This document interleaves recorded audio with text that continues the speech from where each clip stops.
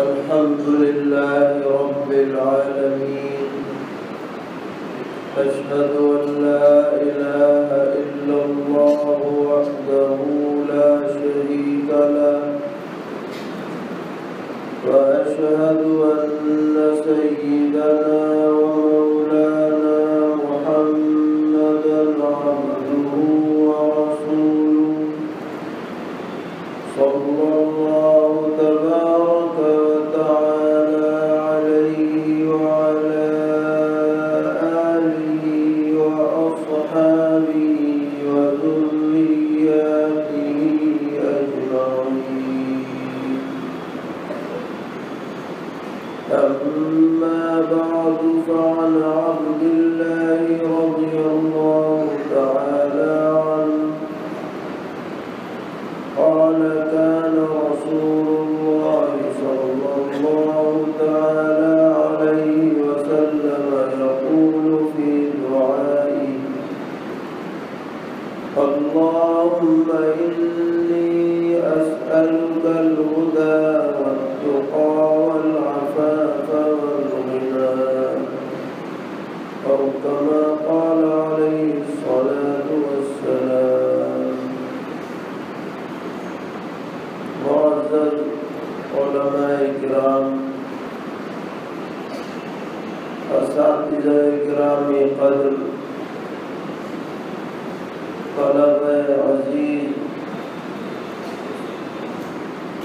اور اس جلسے میں تشریف لانے والے سبھی حاضرین، ہمارے لیے یہ بڑی خوشی اور سعادت کی بات ہے کہ اس قدیم دینی ادارے میں جس کی عمر 1 صدی سے بھی آگے بڑھ چکی ہے بفضلہ تعالی، اور جس کا شروع ہی سے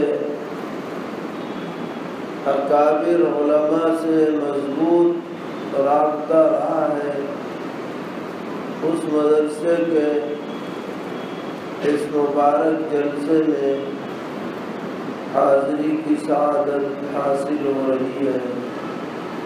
دعا فرمائیے کہ ہمارے یہاں مل بیٹھنے کو اللہ تعالیٰ قبول فرمائے اور اس مجلس کو ہم سب کے لیے ذریعہ نجات بنا دے. بہت سی باتیں ہمارے بزرگ اور مخدوم حضرت مولانا محمد رفیق صاحب زیدہ مجدہم نے فرما دی ہیں، خاص طور پر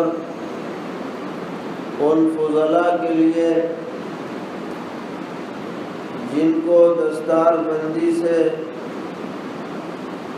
جن کا اعزاز کیا گیا ہے، ان کو ان کی ذمہ داریاں بتلائی گئی. اسی طرح حضرت مولانا عبدالحق صاحب محترم مدرسہ زیدہ مجدہم نے بھی مختصر وقت میں ایک بڑی اہم نصیحت فرمائی کہ آپ جس مشغلے میں اب تک لگے رہے، اب مرتے دم تک اسی مشغلے میں لگے رہیے گا. یہ ایک نصیحت جو ہے وہ ہزاروں نصیحتوں پر بھاری ہے. اور یہ مت سمجھیے کہ ہماری دستار بن گئی تو اب تو ہم فاضل ہو گئے اور اب ہمیں کچھ کرنے کی ضرورت نہیں. اگر کوئی ایسا سمجھے گا تو وہ فاضل من الفضل نہیں رہے گا بلکہ فاضل من الفضول ہو جائے گا. اگر فاضل من الفضل بننا ہے تو یہ سمجھنا پڑے گا کہ ابھی تو ہم نے کچھ پڑھا ہی نہیں، پڑھنے کا زمانہ تو اب شروع ہونے والا ہے. کیونکہ مدرسے کے پڑھنے کے زمانے میں طالب علم کے پیش نظر صرف ایک بات ہوتی ہے، اور وہ بات یہ ہے کہ امتحان میں پاس ہو جاؤ۔ یہ اس کا مقصود و مطلوب ہوتا ہے۔ اسی لیے امتحان کے زمانے میں خوب محنت ہوتی ہے، پرانے پرچے تلاش کیے جاتے ہیں، اس کی مشق کی جاتی ہے تاکہ امتحان کا مرحلہ کسی طرح پورا ہو جائے۔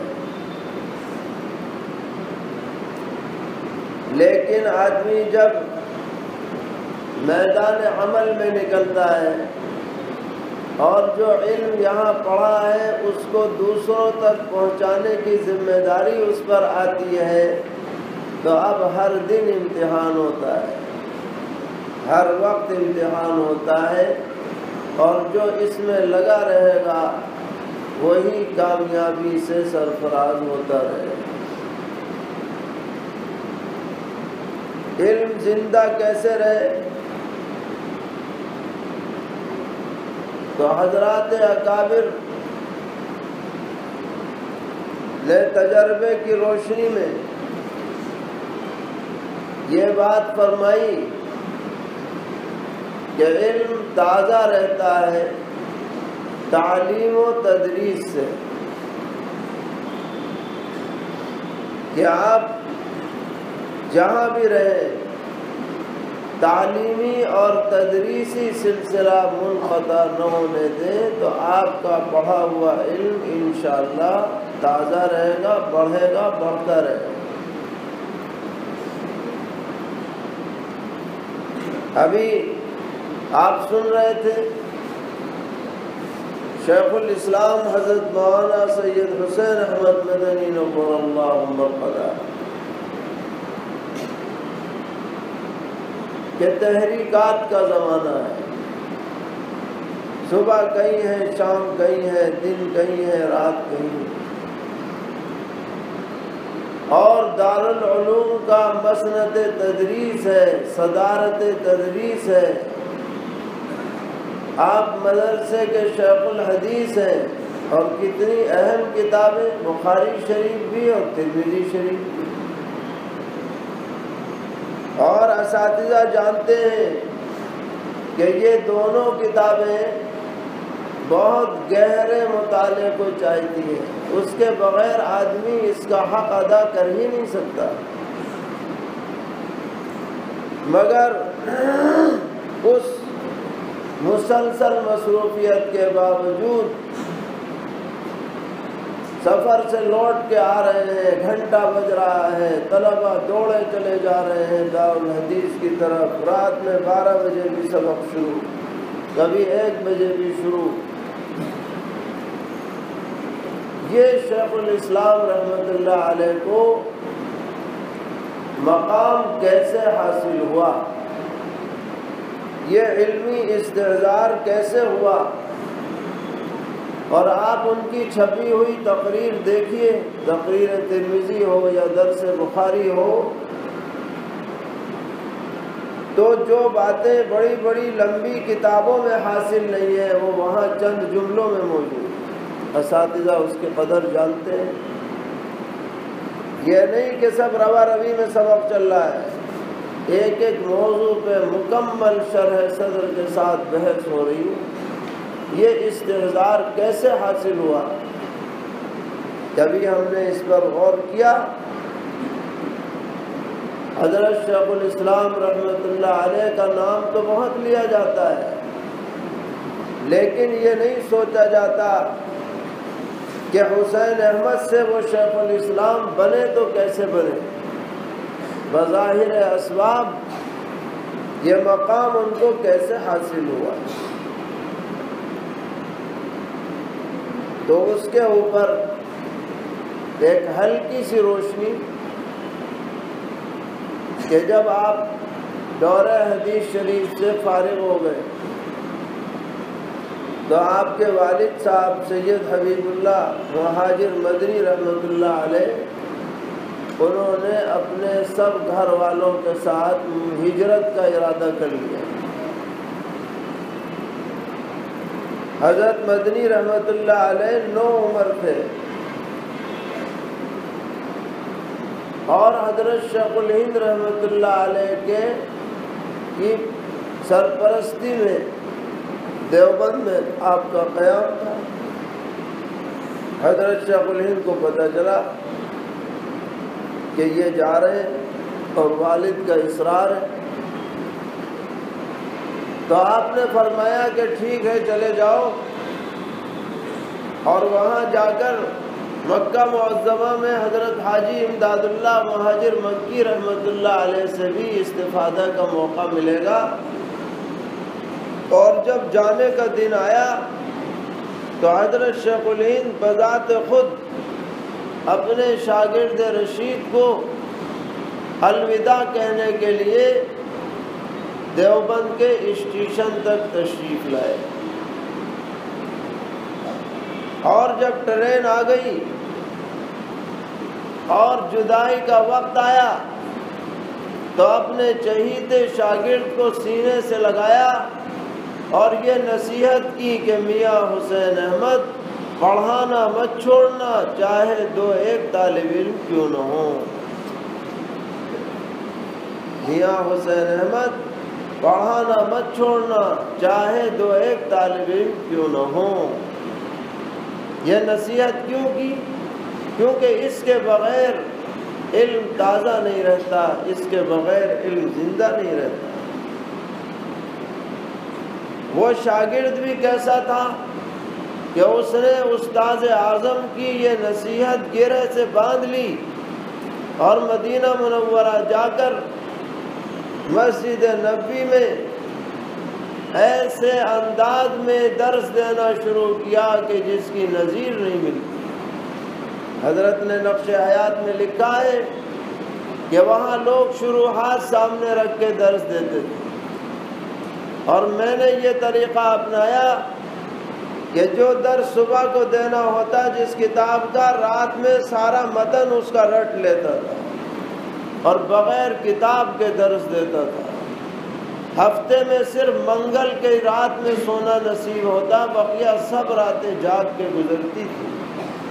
تقریباً 14.5 سال مسلسل اس انداز میں یکسوئی کے ساتھ تدریسی خدمات انجام دی ہیں، تب جا کر حسین احمد شیخ الاسلام بنے،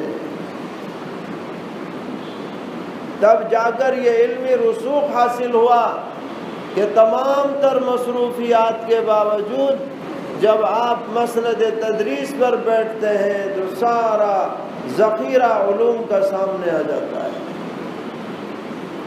تو ہمیں یہ طے کرنا ہے یہاں سے اٹھتے ہوئے کہ اللہ نے جس مشغلے میں لگایا اور جس بنیاد پر ہماری دستار بندی کی گئی، ہم اس کی لاج رکھیں گے اور مرتے دم تک اسی میں لگے رہیں۔ حالات کیسے بھی آئیں، دنیا کی چکا چوند کیسی بھی نظر آئے، مگر ہم نے تو اپنے کو دین کے لیے وقف کر دیا ہے۔ یہ عزم اور ارادہ یہاں سے لے کر کے جائیں، کیوں بھائی انشاءاللہ اللہ تعالیٰ سب کو توفیق عطا فرمائے۔ اسی مجمع کی مناسبت سے ایک روایت میرے ذہن میں آئی، اور وہ سرور عالم حضرت محمد مصطفیٰ صلی اللہ تعالی علیہ وسلم کی ایک بڑی پیاری دعا ہے، اور پیغمبر علیہ السلام کا دستور مبارک یہ تھا کہ آپ کبھی امت کو دعاؤں کی شکل میں رہنمائی فرمایا کرتے تھے۔ دعا کی دعا ہے، ہدایت کی ہدایت۔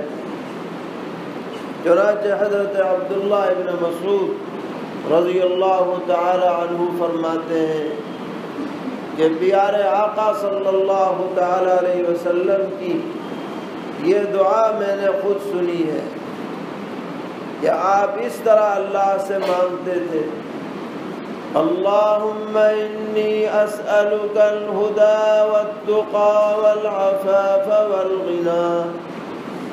4 باتیں مانگی جا رہی. اے اللہ میں آپ سے مانگتا ہوں ہدایت، تقوی اور پرہیزگاری، عفت معابی اور دلی غنا، بے نیازی، مخلوق سے بے نیازی، یہ میں آپ سے مانگ رہا ہوں. یہ چاروں باتیں بڑی اہم ہیں.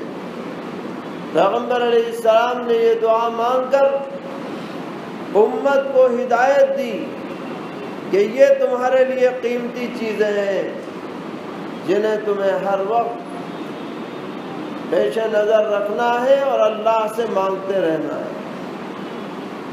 ظاہر ہے ہدایت سے تو بڑی کوئی چیز ہے ہی نہیں. آپ جانتے ہیں قرآن پاک میں سب سے زیادہ کون سا حصہ پڑھا جاتا ہے؟ بتائیے.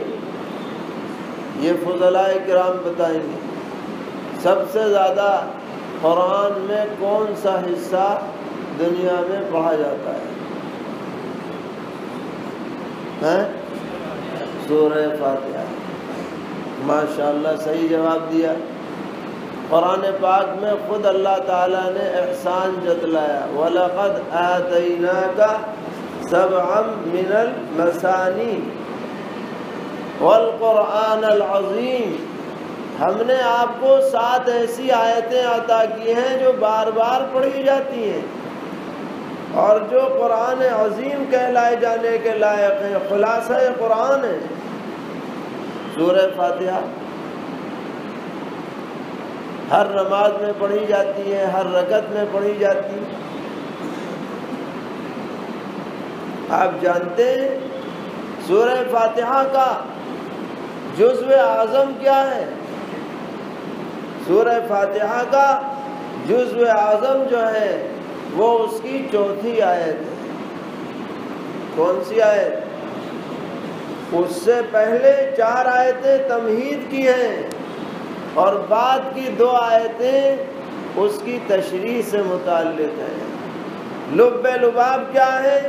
اللہ تعالیٰ بندے کو یہ تعلیم دے رہے ہیں، تلقین کر رہے ہیں کہ ہم سے یہ چیز مانگا کرو. وہ کیا ہے؟ اہدنا الصراط المستقیم. آپ ہمیں سیدھا راستہ دکھائیے. چونکہ آداب دعا میں سے یہ ہے کہ آدمی اللہ کی حمد و ثنا کرے، اپنی عاجزی کا اظہار کرے، پھر اپنا مدعا پیش کرے. اس لیے شروع میں اللہ کی حمد و ثنا، صفات حمیدہ بیان ہوئی، پھر اپنی عاجزی کا اظہار ہوا، ایاک نعبد و ایاک نستعین. اب مدعا پیش ہے اہدنا الصراط المستقیم. ہمیں سیدھا راستہ چاہیے جو سیدھے جنت کے مین گیٹ تک پہنچا دے. پتہ چلا کہ یہی انسان کے لیے سب سے زیادہ اہمیت والی چیز ہے جسے سب سے زیادہ منگوایا جا رہا ہے. تو ہم ہدایت پر قائم رہیں، ایسی باتوں سے جو شرعاً صحیح نہ ہو، عقیدے کے اعتبار سے یا اعمال کے اعتبار سے ان سے ہم بچے رہیں. صحابہ کرام رضی اللہ تعالی عنہم کے نقش قدم پر ہم چلتے رہیں، یہ مانگا جا رہا ہے. اللہم انی اسألک الہدی. اے اللہ میں آپ سے ہدا یعنی ہدایت طلب کرتا ہوں. والتقی، اور اے اللہ میں آپ سے تقوی اور پرہیزگاری چاہتا ہوں. تقوی کا مطلب کیا ہے؟ کہ آدمی حد الامکان اللہ کی ناراضگی والی باتوں سے بچتا رہے، اور اگر کبھی کوئی عمل خلاف شریعت ہو جائے تو جب تک توبہ نہ کر لے اسے چین نہ آئے۔ یہ متقیوں کی صفت ہے۔ اور اللہ نے جنت کا جو وعدہ فرمایا ہے وہ متقیوں کے لیے فرمایا ہے۔ فرمایا گیا اعدت للمتقین، جنت تو بنائی گئی ہے تقوی والوں کے لیے۔ کہیں فرمایا وسیق الذین اتقوا ربهم الی الجنۃ زمرا، اور بہت سی آیات ہیں جن میں پرہیزگاروں کی صفات، ان کی تعریف، ان کی قدردانی، ان کا مقام اور مرتبہ بیان کیا گیا ہے۔ اگر آدمی میں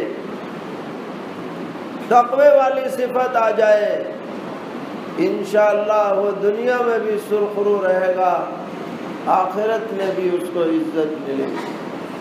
اللہ تعالیٰ نے فرمایا ان اکرمکم عند اللہ اتقاکم، تم میں سب سے معزز لوگ وہ ہیں جو سب سے زیادہ اللہ سے ڈرنے والے اور متقی اور پرہیزگار۔ تو یہ بھی مطلوب ہے۔ اور تیسرے نمبر پر مانگا والعفاف۔ عفاف کے مطلب میں شارحین نے دو باتیں ارشاد فرمائی اور دونوں صحیح ہیں۔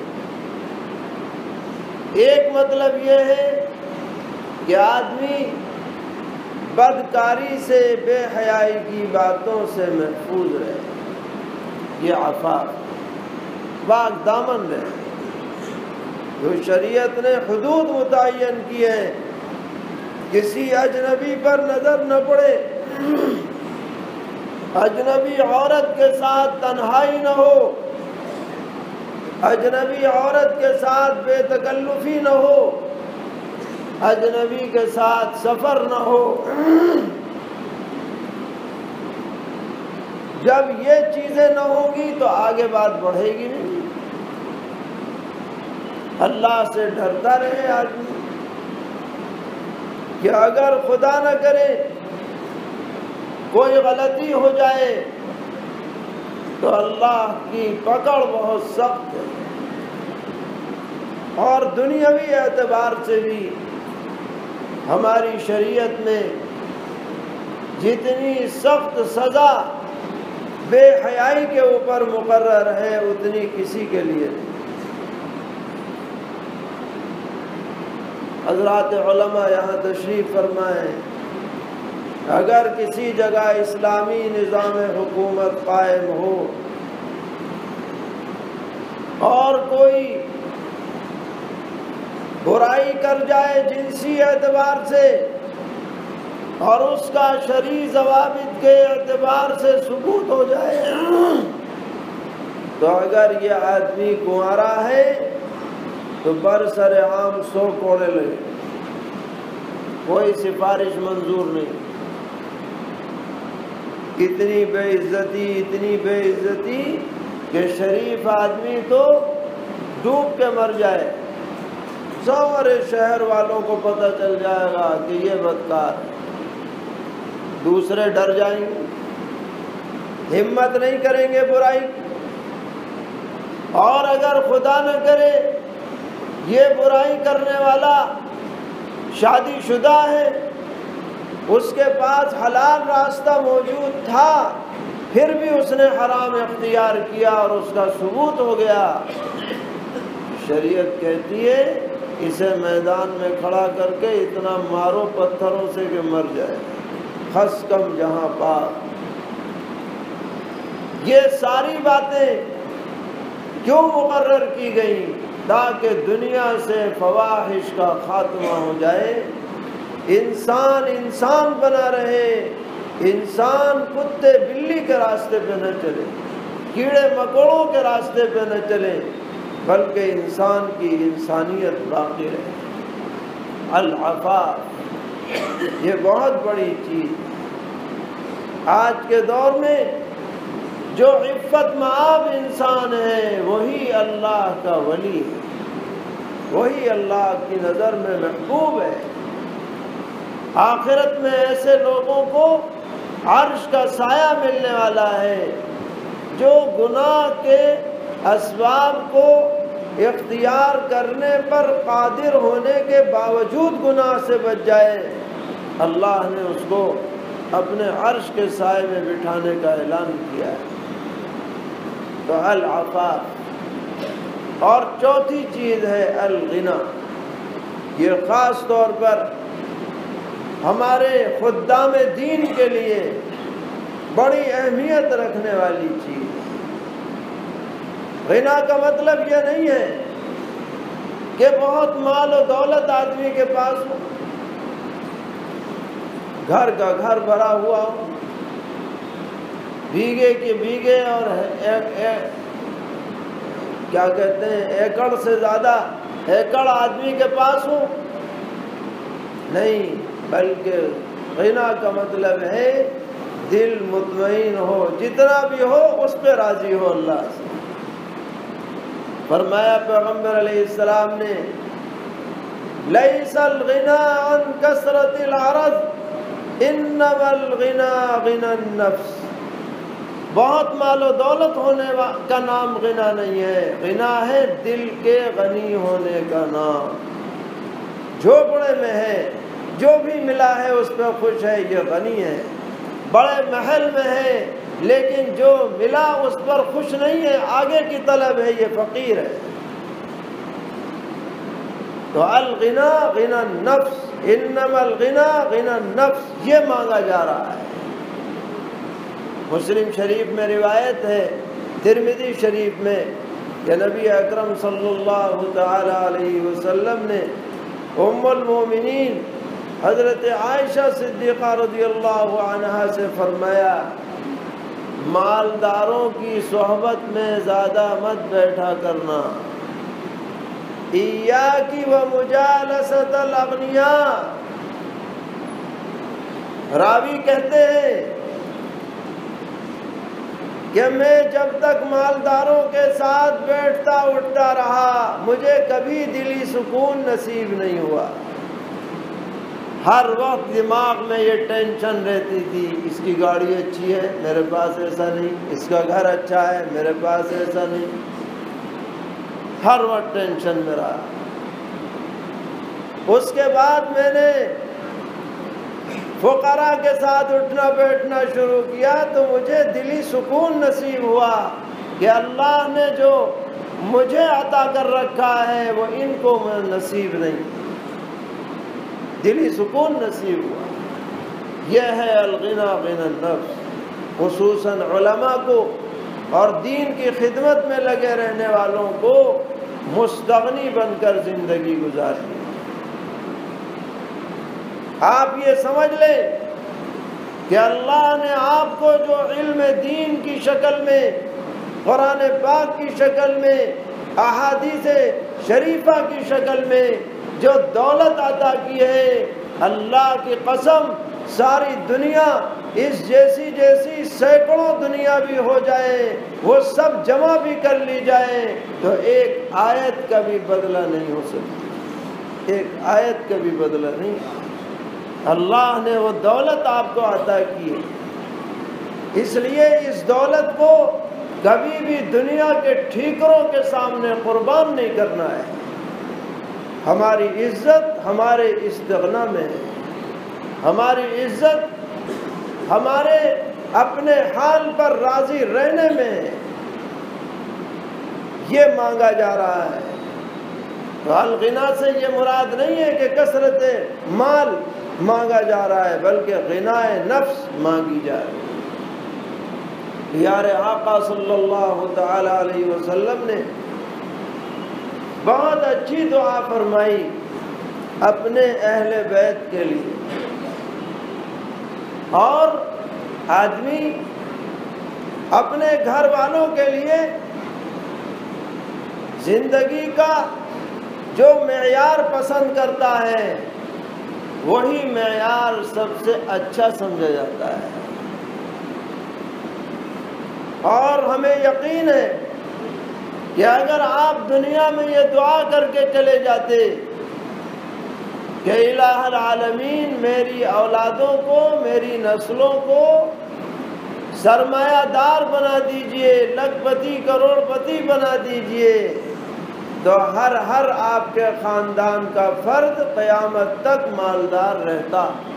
بتاؤ رہتا کہ نہیں رہتا؟ بعض صحابہ کے لیے آپ نے دعا کر دی،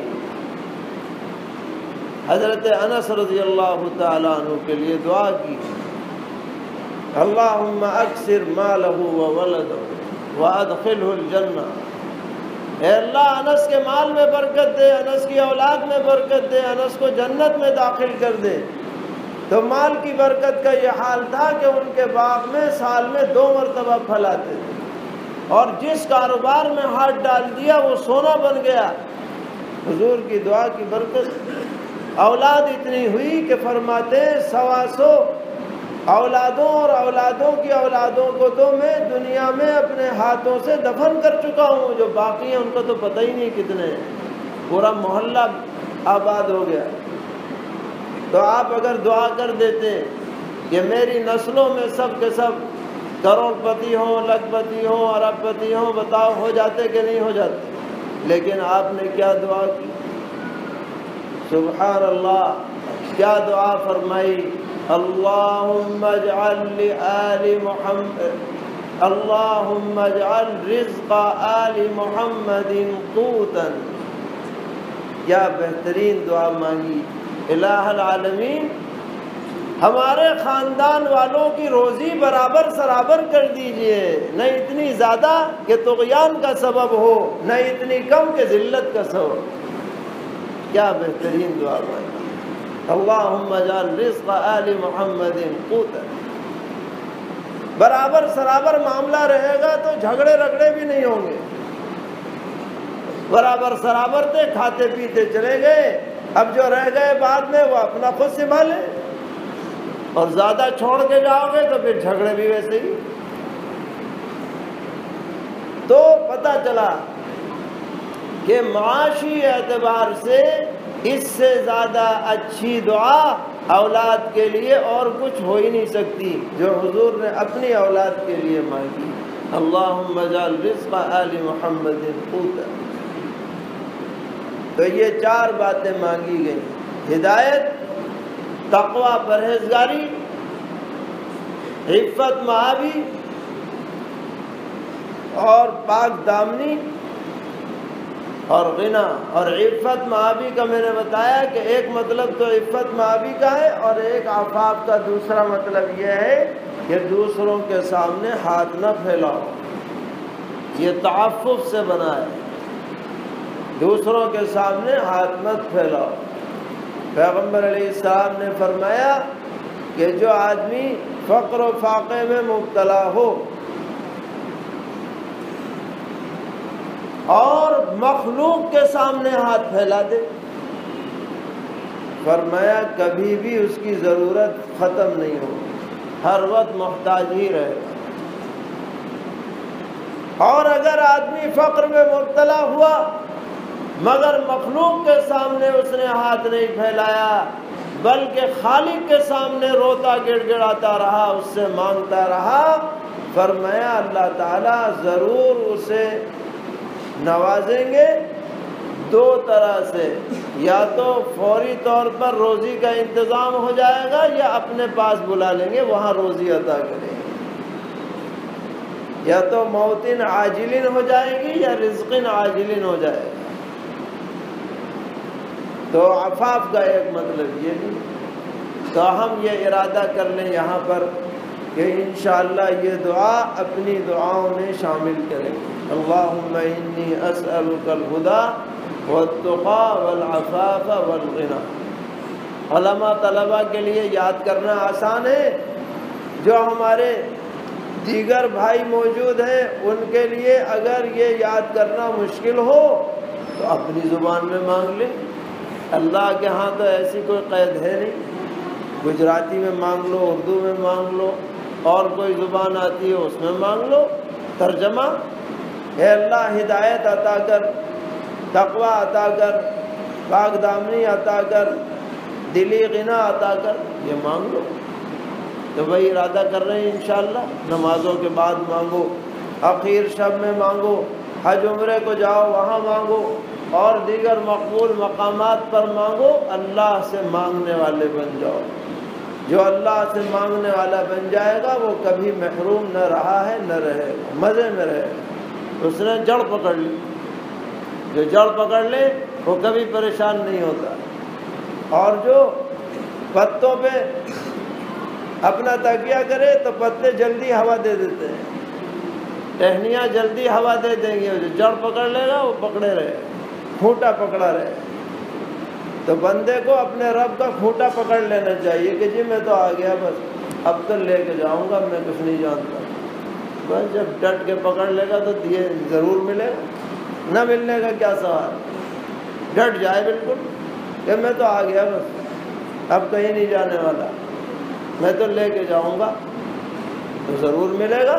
اور اللہ بہت خوش ہو کے دیتے ہیں، یہ اللہ تعالیٰ کی خاص صفت ہے۔ بندوں کی صفت کیا ہے؟ دیتا بھی ہے تو وہ ایسے یوں منہ بنا کے دیتا ہے، دل نہیں چاہتا پھر بھی دیتا ہے، احسان جتا کے دیتا ہے۔ اور اللہ کی صفت کیا ہے؟ جو مانگتا ہے اس سے بہت خوش ہے، بہت زیادہ۔ ارے یہ آ گیا بندہ، اسے دو، جتنا بھی جیسے مانگے اسے دو، اجر و ثواب بھی عطا کرے گا، دے گا بھی، نوازے گا بھی۔ تو ہمارا تعلق اپنے خالق و مالک سے، اپنے رب سے مضبوط ہو۔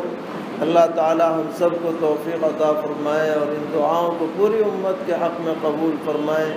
وآخر دعوانا ان الحمد للہ رب العالمین۔ حضرت دعا اللهم لك الحمد ولك الشكر لا نحصي ثناء عليك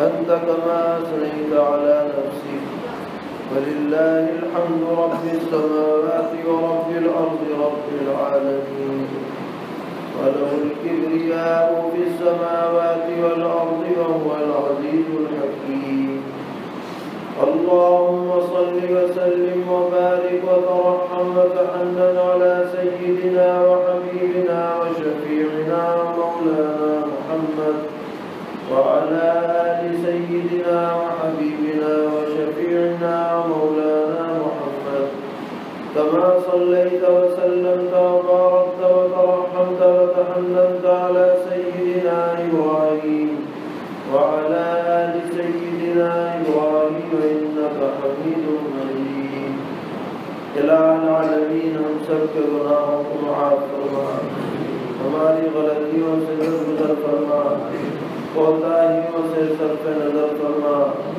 عیوب کی ستر پوشی فرما، جب تک بھی جینا مقدر ہے دین پر جینا نصیب فرما، ہمیں اپنے اکابر اور بزرگوں کے نقش قدم پر چلنے کی توفیق عطا فرما، ہمارے دلوں کے کھوٹ کو دور فرما، ایمان والی صفات ہمیں عطا فرما، ایمان والی زندگی نصیب فرما، ایمان کی حلاوت اور چاشنی اور لذت عطا فرما، طاعات کی لذتوں سے دلوں کو معمور فرما، معصیت کی نفرتیں دلوں میں راسخ فرما۔ الہ العالمین زندگی کا ہر لمحہ اپنی رضا مندی کے مطابق گزارنے کی توفیق عطا فرما، نفسانی شیطانی شرور سے ہم سب کی حفاظت فرما۔ الہ العالمین اس مدرسے میں ہر طرح کی خیر اور برکت مقدر فرما، منتظمین معاونین کو اجر جزیل عطا فرما، اساتذہ کو کے علوم میں برکتیں عطا فرما، طلباء کو علم نافع عطا فرما، جو یہاں سے فاضل ہو رہے ہیں ان سب کو اپنے دین کی خدمت کے لیے تا زندگی قبول فرما، اس ادارے کے فیض کو عام اور کام فرما، ہر قسم کے داخلی خارجی شرور اور فتن سے محفوظ فرما۔ الہ العالمین دنیا میں جہاں جہاں بھی دینی ادارے جس انداز کے قائم ہیں سب کو قبول فرما، سب کی حفاظت فرما، سب سے وابستہ افراد کو خلوص کے ساتھ خدمت کی توفیق عطا فرما۔ ہماری کوتاہیوں کی وجہ سے ہمیں اپنے دین کی خدمت سے محروم مت فرما۔ الہ العالمین ہمارے جو اکابر دنیا سے جا چکے ان کی قبروں کو نور سے منور فرما، جو موجود ہیں ان کی عمروں میں برکتیں عطا فرما، جو بیمار ہیں ان کو شفا عطا فرما، جو قرض دار ہیں ان کے قرضوں کی ادائیگی کا خیر سے انتظام فرما، بے گھروں کو گھر، بے سہاروں کو سہارا، بے روزگاروں کو حلال طیب پاکیزہ روزی عطا فرما، جو لوگ بچے بچیوں یا بھائی بہنوں کے رشتوں کی وجہ سے پریشان ہیں عافیت والے دینداری کے رشتے نصیب فرما۔ الہ العالمین ہم سب کو اور پوری امت کو حسن معاشرت کی توفیق عطا فرما، گھروں کے اندر محبتوں کو عام فرما، آپسی نزاعات کو ختم فرما، ایک دوسرے کی قدردانی اور نصیحت کی توفیق عطا فرما۔ الہ العالمین ہمارے اساتذہ، والدین، مشائخ، اعزہ، اقربا، محبین، متعلقین، محسنین، معاونین سب کے لیے خیر کا فیصلے فرما، تمام عالم میں امن و امان قائم فرما، شام، عراق، یمن ہر جگہ پر عادل اور منصف حکمراں متعین فرما، حرمین شریفین کی حفاظت فرما، وہاں بھی عادل دیندار منصف حکمراں نصیب فرما۔ الہ العالمین جو حکمراں غلط راستوں پر چل رہے ہیں ان کو صحیح راستے پر چلنے کی توفیق عطا فرما۔ الہ العالمین جو کچھ بھی اچھی باتیں پیارے آقا صلی اللہ تعالی علیہ وسلم نے آپ سے مانگی ہیں وہ سب ہمیں بھی عطا فرما، اور جن شرور سے پیغمبر علیہ السلام نے پناہ چاہیے ان سب سے ہمیں بھی پناہ عطا فرما، اور آپ ہی کے صدقے اور طفیل میں ان دعاؤں کو قبول فرما۔ وصلی اللہ تعالی علی خیر خلقہ محمد۔